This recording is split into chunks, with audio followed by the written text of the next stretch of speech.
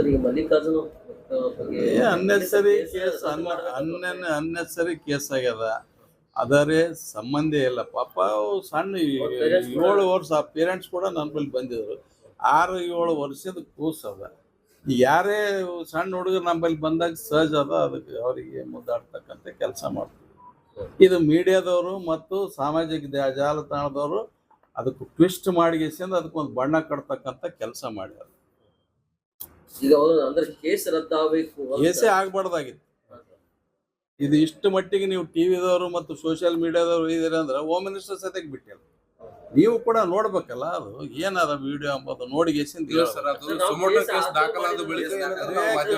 ತಂದೆ ತಾಯಿಯವ್ರು ಕೊಟ್ರ, ತಂದೆ ತಾಯಿನೇ ವಿಡಿಯೋ ಮಾಡ್ಯಾರಲ್ರಿ. ಪಾಪ 7 ವರ್ಷದ ಮಗು ಅದ್ರಿ. ಅದು ಅವ್ರ ಕುಟುಂಬದ ಪರಿಸ್ಥಿತಿ ಏನ್ ಅದನ್ನ ಲೆಕ್ಕ ಹಾಕ್ಬೇಕಲ್ಲ. ಎಲ್ಲ ಅಂದ್ರೆ ಕೇಸ್ ರದ್ದಾಗಬೇಕು ಆದದ್ದೇ ತಪ್ಪಂತ ಹೇಳಕೈತಿವಲ್ಲ. ಕೇಸ್ ಆಗೇ ಬಾರ್ದಾಗಿತ್ತು.